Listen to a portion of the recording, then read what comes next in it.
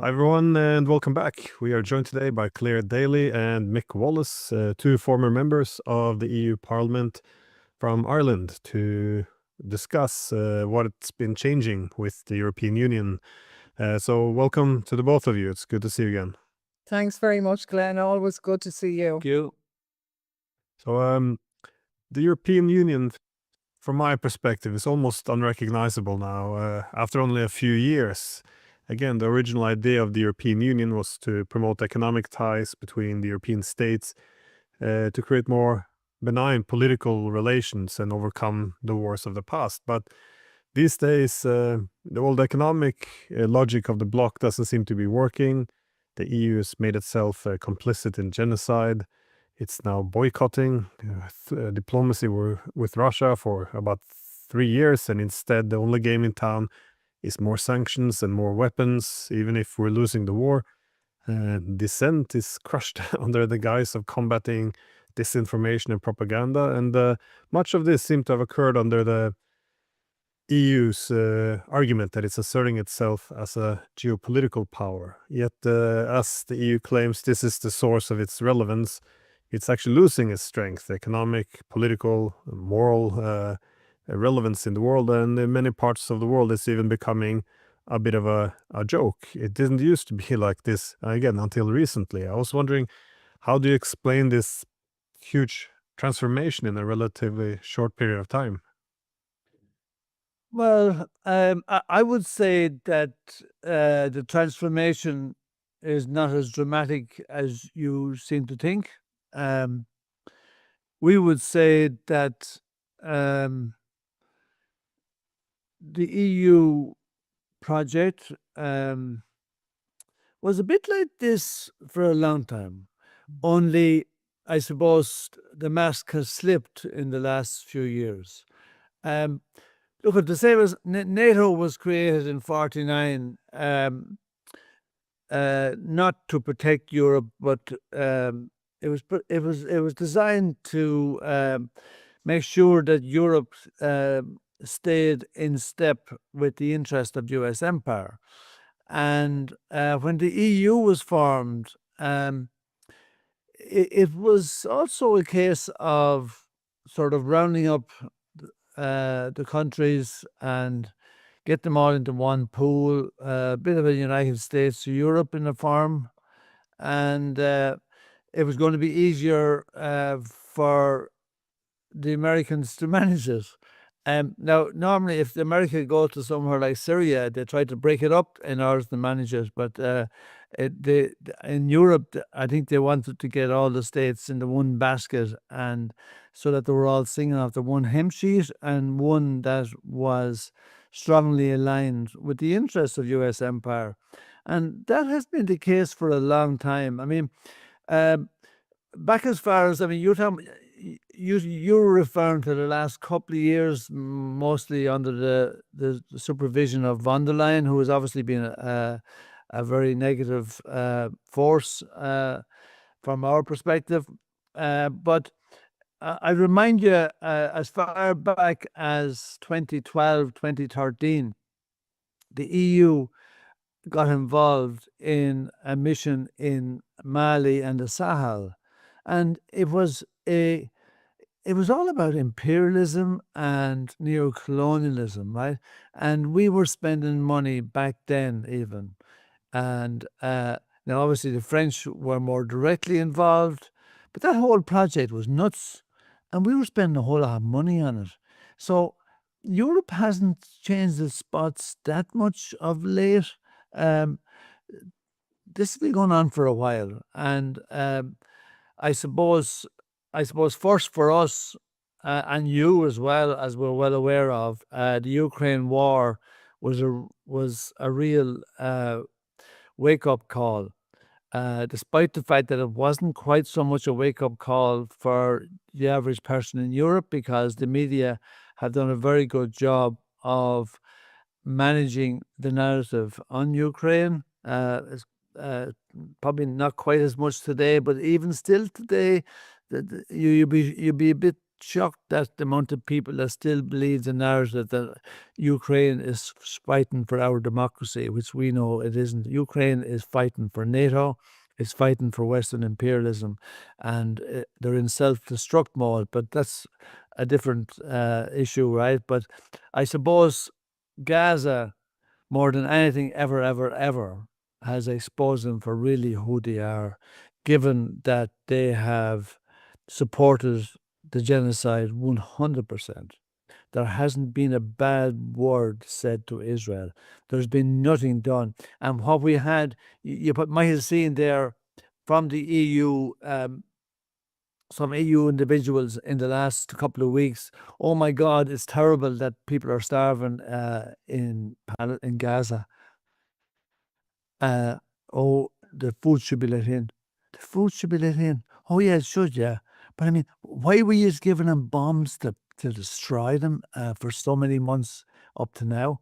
I mean, we've had a whole lot of liberals coming out saying, oh, this is not good enough, because they're actually starting to read the message that the people are absolutely shocked at what they're witnessing in Gaza. And the EU has been behind the curve, as they have supported the Zionist project from the start. And that wasn't quite so obvious a few years back, but that's actually been the case for a long time. But now they're actually, we have these fellas now coming out saying, oh my God, maybe we shouldn't be starving them. But we'll continue to give them bombs, and we'll continue to destroy their homes. We'll continue to make sure that nobody can live in the place when we're done. And I suppose that's the EU that you were talking about, that has been seen to be exposed and to be seen, oh my God, is this the EU that was the supposed peace project after the Second World War? Is this the EU that was about an economic union? And now it's more about geopolitics, promoting the interests of U.S. empire. I mean, we stopped buying Russian gas and paid multiples more for LNG, which is filthy, and huge emissions from the gas on the shipping coming across 5,000 kilometers. And we're saying, oh, this is a good idea. And we had von der Leyen telling us that this was cheaper, when it was a total lie. Anyway, I better stop telling you. No, I mean, I think both of you are right, actually. I mean, I think Mick is right in that what we see now is the masks slipping. And everything you described at the start, Glenn, is utterly shocking in the context of the propaganda that the EU has splurged out since its foundation, that it was a coming together of countries to further their economic interests, that it was, as Mick said, a peace project after World War II. And that when they did morph into the sort of geopolitical end, well, we don't have interests, we have values. And when we go elsewhere, we go with our values. And in fairness, we've been lucky in our parliamentary positions to be able to travel to many countries. And it is true, the countries which were colonized by Europe, and we know the devastation that was done there, that many of the people in those countries would say, well, at least the Europeans left something. The Americans are now plundering and murdering and occupying and all of that, and we get nothing back. Yes, it was terrible with the Europeans, but they did leave something, and there were some benefits, and they did even then look favourably on Europe. But all that's gone now, primarily because of Gaza. But Mick is right. The roots of that are not in the last few years. You have to see the European project as a sort of a salami, slice by slice movement towards what they hoped would be a United States of Europe. That is not something that I believe will ever happen. But people outside of the European Union and outside of Europe, particularly in the US, would look to somebody like von der Leyen and think that she's like Trump. But anybody who lives in Europe knows that she's irrelevant. She's an unelected bureaucrat at the head of the European Commission. So they never got their way on that. But through the Lisbon Treaty and through adopting a sort of a a legal role in foreign affairs through the creation of the position of the High Representative, for example, so they would have a common foreign policy. It was never supposed to be like that. That's the direction, and it's from that taking of power from national states into the European bubble that we've now got to the situation where we are now complicit in genocide and doing everything we can to keep the war in Ukraine going to the detriment of the people living there, even though we're supposed to be their biggest friends, allegedly.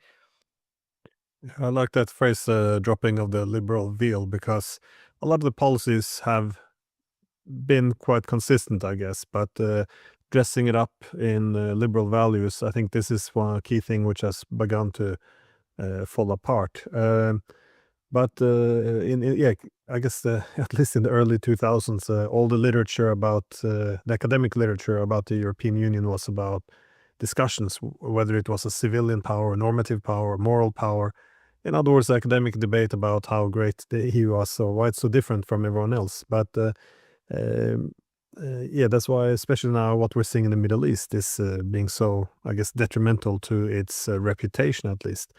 And not just Gaza, but in Syria, when the massacres began, and the EU actually went out and, well, began blaming the Alawites for being massacred, for provoking the government, which, under Giuliani. It's quite remarkable, though, that this is still the same EU. But I wanted to ask you, too, about the recognition now of Palestine by the French and the British. Well, they intend to do so in September. Well, so they say. I've read criticism, interestingly enough, in Israeli media, such as Haaretz, where they say that this is just Europeans looking for an excuse to avoid sanctions and wash their hands of the crimes. I was wondering how you interpret this. Is this just symbolic, or is it a step towards a two-state solution, or how are you reading this situation?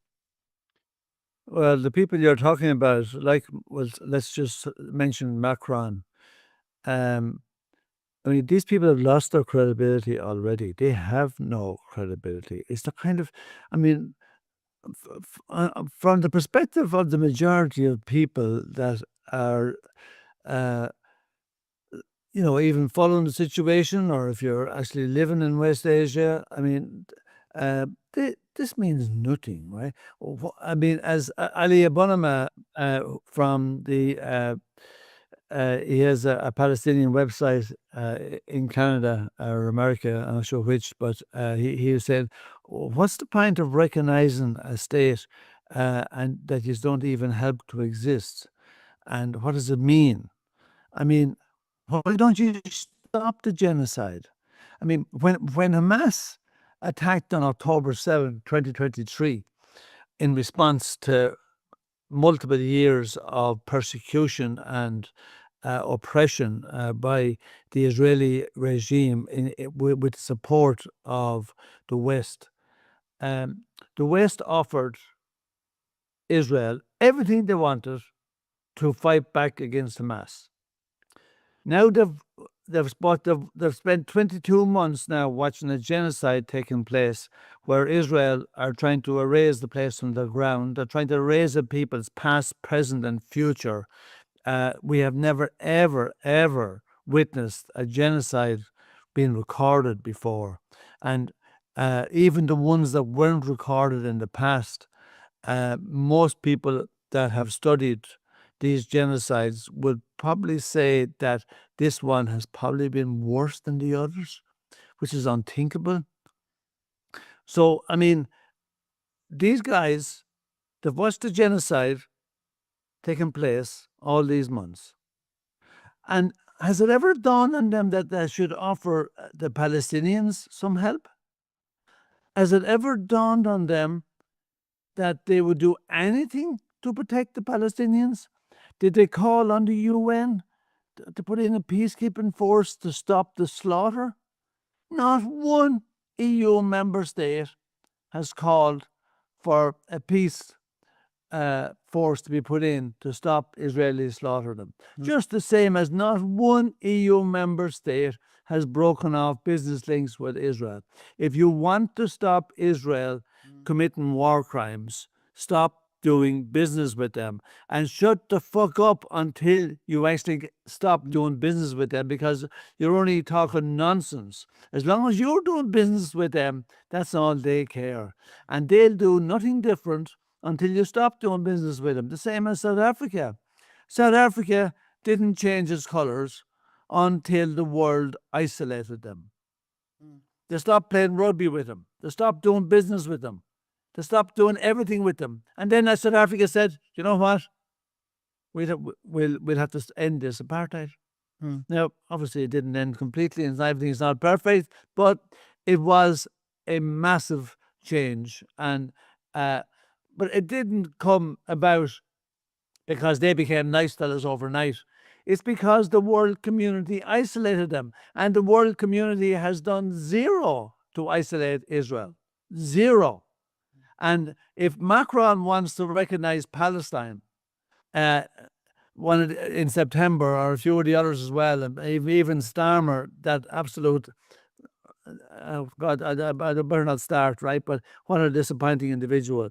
But this means nothing. And anyway, the two-state solution is long dead. It will not work. How can you have a Zionist state living beside a Palestinian state and expecting them to leave the Palestinians live in peace? It won't happen. There'll be no peace as long as there's Zionism.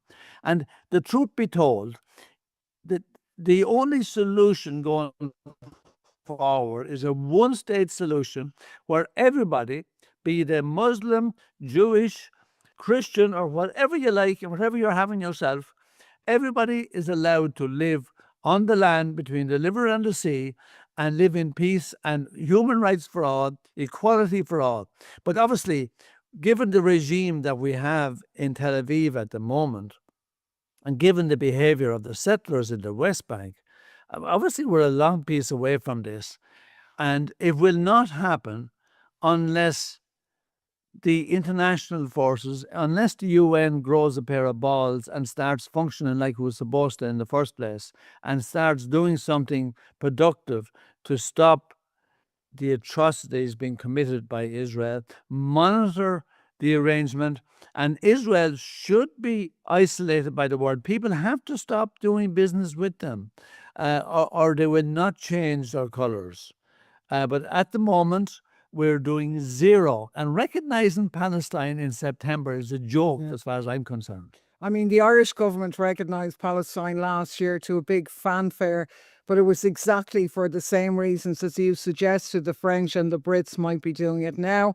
It's a pathetic cover for their active complicity in this situation. And even in Ireland, where people say, oh, the Irish government is very good.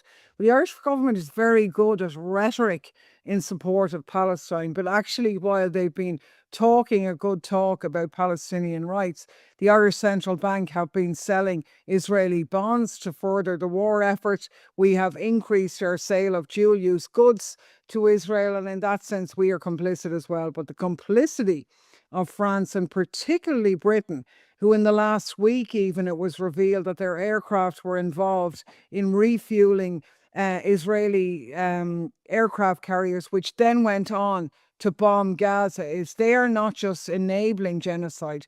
The British are actively involved in this genocide. So recognising a state when it has all but disappeared in the sense of Gaza is actually it's sickening. It's even worse. It's like playing a game with people who are being starved and humiliated already. It's disgusting. And thankfully, the people of France and certainly the people of Britain can see through them, and they have mobilised.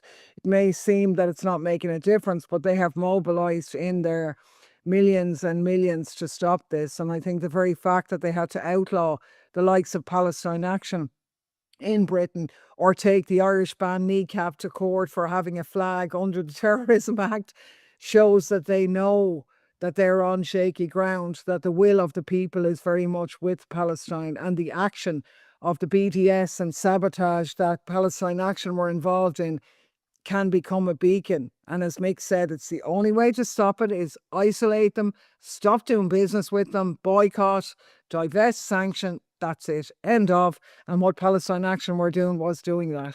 And I think that's why you see this repression, which you referred to earlier, creeping across Europe now. to silence dissent, to silence the collective right to organise, the right to protest, all of these so-called values that we protect because we support the rule of law and fundamental rights, unlike these authoritarian regimes that are everywhere else. But actually, in this battle that Europe says it's engaged in of authoritarianism versus democracy, the Democrats are becoming a hell of a lot more authoritarian than anyone else, from what I can see. Glenn, you mentioned about the Liberals there earlier, right? I mean, from our perspective, we see the Liberals as being incredibly complicit in this movement. They were complicit in the Democratic Party in America, where now the Democrats and the Republicans, well, probably since Clinton's time, are probably indistinguishable. But right across Europe now, when we were in the European Parliament, right, we had the so-called S&Ds, and we had the Greens, and we had most of our own left group, right? So-called liberals, and half of Renew was deemed to be liberal. In fact, all Renew like to call themselves liberal. I mean, if these are liberals, right? Well, I don't want liberals, right? These guys are a fake, right? These guys pretend that they care about people being treated right. But you know what? They have facilitated the worst that's gone on.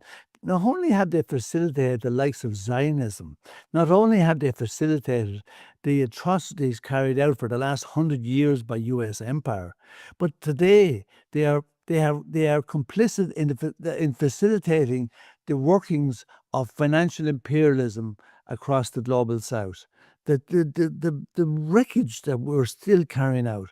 I mean, and they are complicit in allowing neoliberalism to gain a foothold in all our European states. Now, people don't want to talk about neoliberalism. And when we used to mention the word neoliberalism in the Irish Parliament, they used to say, oh, God, don't talk about neoliberalism again. Right? They didn't want neoliberalism to be talked about because, as Noam Chomsky said a long time ago, neoliberalism is capitalism with the gloves off. And the atrocities being carried out by these entities with the support of the liberals in Europe is shocking. And I don't need to tell you that probably the biggest supporter of NATO in our 5 years in the European Parliament were the European Greens. My God, the Greens. I mean, give us a break. There's something very deceptive in general when you have all these leaders saying, well, we're putting all the pressure we can on Netanyahu to take into account humanitarian rights, but while seemingly doing everything besides actually stopping sending the weapons that are killing them. So it is, one gets the impression these are arsonists posing as firefighters. It's very strange to watch.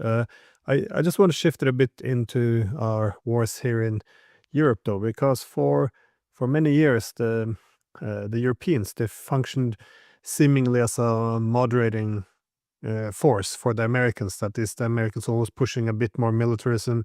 The EU was always a bit more cautious.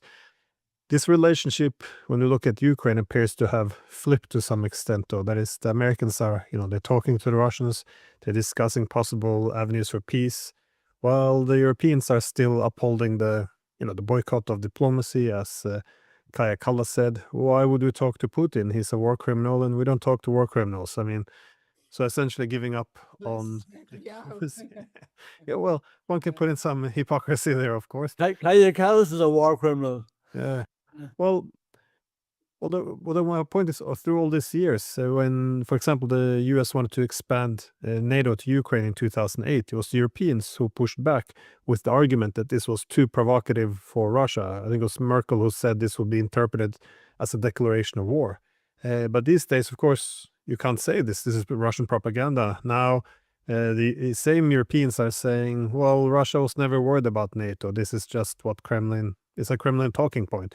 So again, that's their own words now they're denouncing. So how do you explain Europe's unwillingness to try to reach an end to this war? Because again, when they talk about peace, they talk about defeating Russia, which is, I guess, peace redefined in a very ugly manner.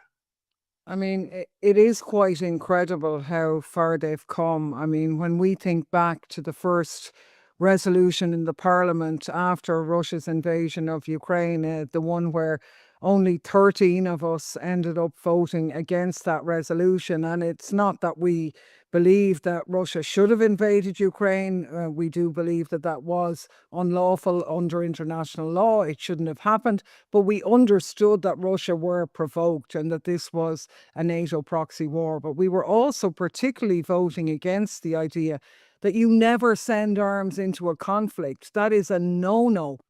The foundations of, say, the Irish Constitution and certainly the UN is that you always try to resolve these disputes and conflict by peaceful means.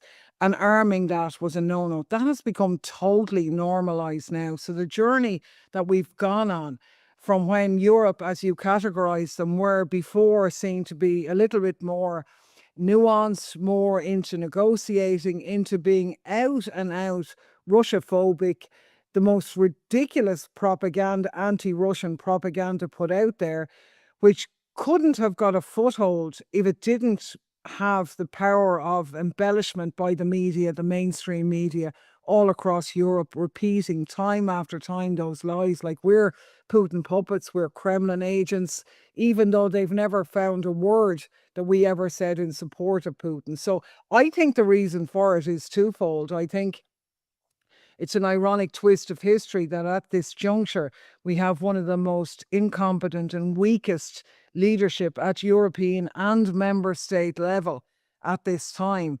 But also it's a consequence of a sort of a hijacking by the military-industrial complex and NATO, which has taken place over a period of time, because there had been, and still is in some ways, a bit of a dialogue inside the ranks of the European Union about the prospect, for example, of a European army. And traditionally and ironically, the Brits, when they were involved, because they were such big NATO heads, not because of anything else, were the biggest bulwark against a European army. So the feeling was that once the Brits got out, happy days, the sort of spiraling of a European army then would be able to take off.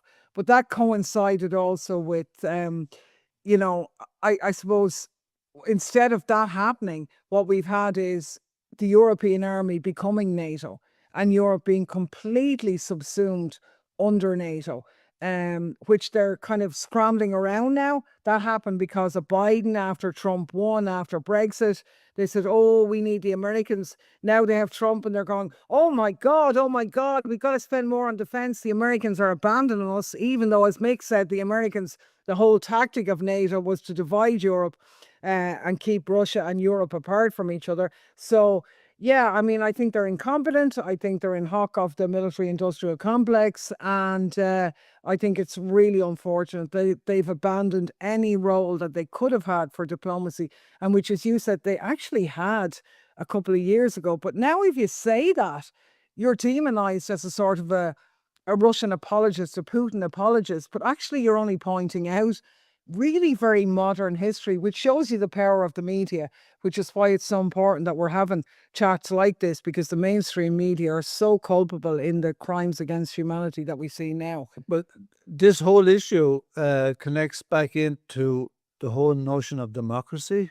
And a wonderful example of it, and we've mentioned this before, right? But twice in the first year of the war, Clare and myself put in an amendment to the Ukraine resolution, and our amendment called on the EU to maximize its potential to commence dialogue and diplomacy with a view to ending the war and establishing peace. And each time, 80% of the MEPs voted against it, 15% were abstaining, and 5% were voting for it. So what you had 5% of over 700 MEPs from all across Europe voting to end war and bring about peace, and the others no.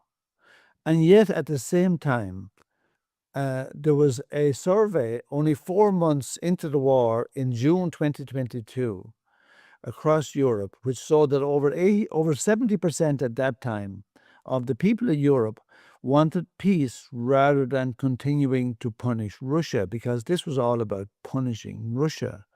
And over 70% of the people, only 4 months into the war, despite all the lies the media were pumping out, wanted peace rather than continue to punish Russia. This became 80% within another 3 months.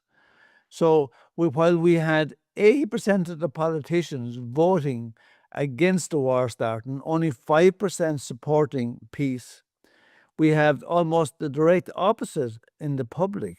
So what you have is, you have a political class that do not represent their citizens. Now you might say to yourself, well, how does that happen, given that the citizens vote? Well, okay. I mean, what is voting about? What is democracy about, right?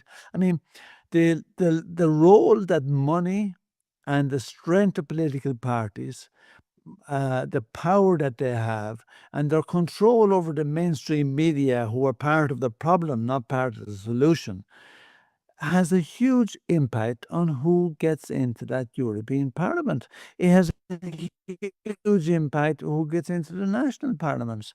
And they are not representative of the people anymore. And they have dumbed down politics so much that you have almost half the people in most countries, and less in some countries, not even voting because they don't feel that the political process does anything for them, that it doesn't represent them.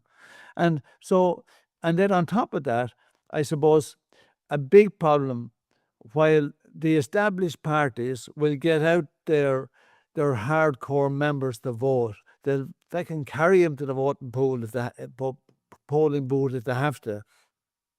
They're guaranteed to vote. The poor, who are being treated the worst, are not voting because they think it's a waste of time. And the young people are disillusioned with what they've been watching for a number of years, and they're not voting. And they're the two big segments, because we have a huge proportion of poor people right across Europe. Half the people of Ireland, and we're supposed to be one of the wealthiest countries in the world, half the people of Ireland find it difficult to pay their household bills at the end of the month. And yet we have we have this notion that, oh God, democracy is great. And as Clare said, we love throwing stones at authoritarian regimes. Well, do you know what now? We need to have a serious look at what we think is our democracy, because it ain't doing a great job at the moment. If the interests of the citizens are completely sidelined, and we have no say in how our communities are run, how our countries are run, and democracy is where the people have a say in how their community is organized, how their society is organized, how their country functions. That is not happening today. I'm glad you brought up the quality of the leadership and the state of democracy, because it takes me nicely to my last question, which is about why the leadership, the quality has declined so much. Yanis Varoufakis, he refers frequently to Europe now as the stupid continent, and Kishore Mahbubani, the former president of the UN Security Council, he argues that he recalls the last discussion he had with Henry Kissinger before he died, in which they were discussing the same thing. What is wrong with Europe? And they both came to an agreement that the quality of leadership in Europe was just plummeting, which is a nice way of saying that we're led by idiots, I guess. But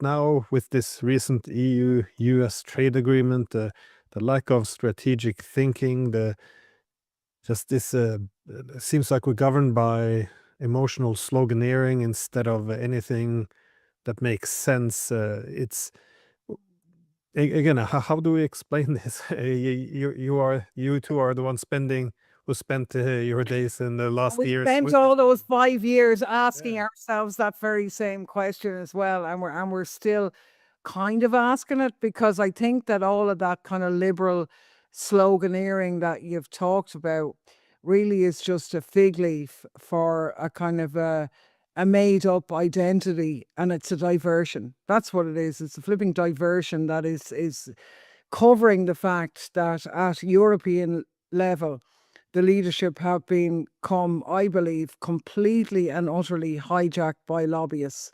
I mean, we used to make the point that when we were in Brussels, there were 60,000 officially registered lobbyists in Brussels. So it was becoming a little bit like Capitol Hill. These are the people who have the ears to the politicians in Europe, for example, and they're the ones calling the tune. And then inside that bubble, you had in the member states a very weak leadership who want to be part of that bubble because, when a lot of leaders at national level finish, we had a lot of people in the European Parliament who were former heads of the military service in their country, who were prime ministers, foreign ministers, or whatever, and they get sent into the European Parliament as a sort of a retirement present. And if you get into the Commission, well, even happier. It's a big slush fund where you can go to retire, put your feet up, and get loads of money for doing practically nothing, and for lobbyists telling you that you're absolutely brilliant. So I think they're removed from the people. As Mick said, like in the European elections, in some countries, less than 30% of people voted in about 7 countries. So that's not representative. People are turned off. And yet they've assumed this power. And in very few countries, the national leadership have stood up to that European mainstream.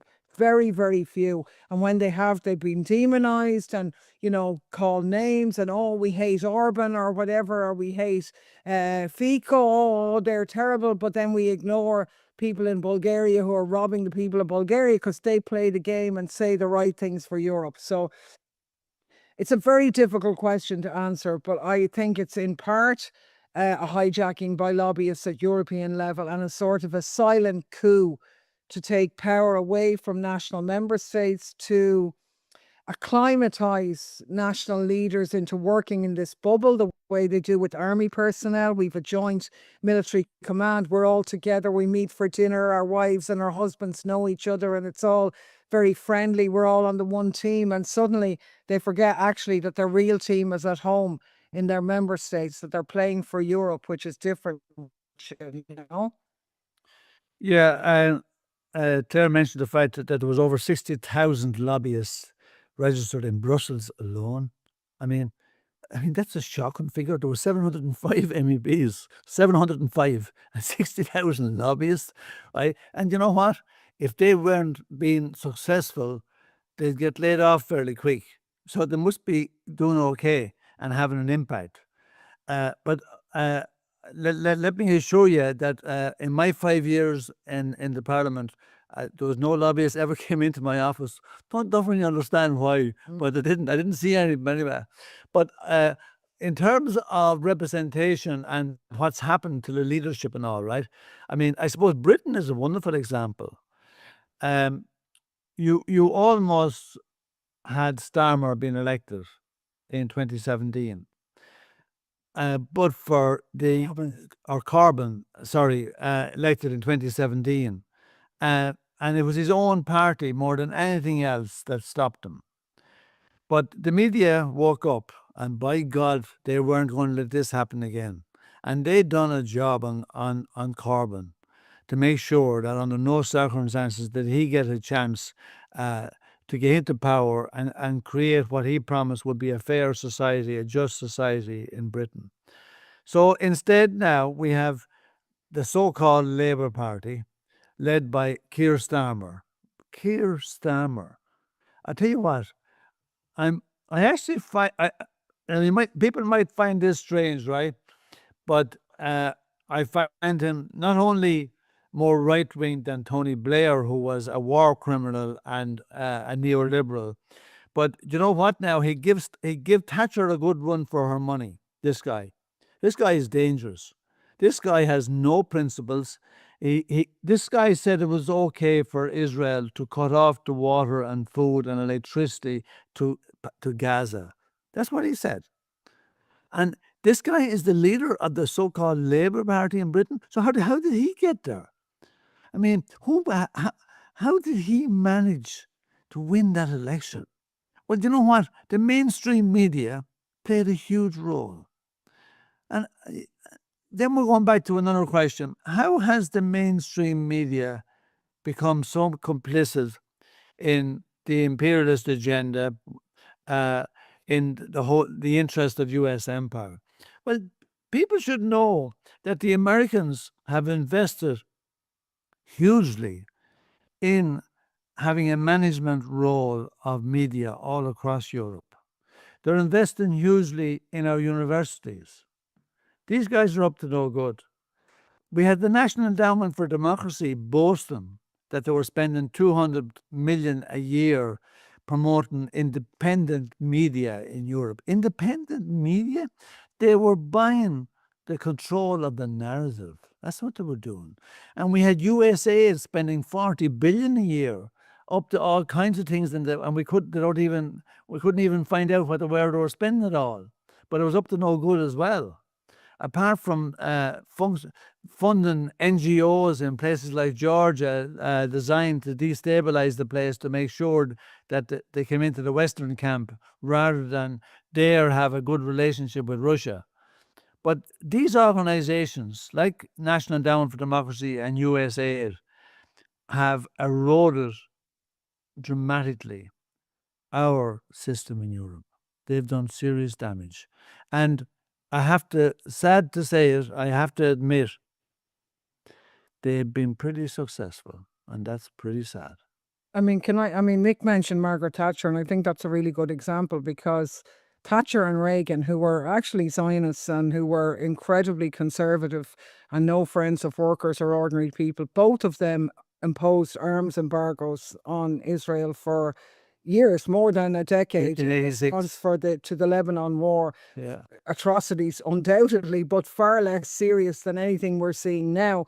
And Thatcher was quoted as saying, well, international law has to apply to all, and they refused to sell them arms. Look how far we've come when someone like that does that, and that was considered normal at that time. And Social Democrats and Greens and Labour Party liberals are the ones enabling a genocide. So what we have as a process, to me, it's a breakdown of capitalism. It's the end of this crisis in America and in Western capitalism. We didn't touch the part of the world where the majority of the world's peoples live, where a new dawn is breaking, if you like, where we have an alliance outside of empire and the old colonial countries of Europe, where the majority of people in the world live. And we in Ireland certainly hear a lot more of our news about America and Australia and blah, blah, blah, when actually it's the other countries that are dominant and have most of the young people on the planet.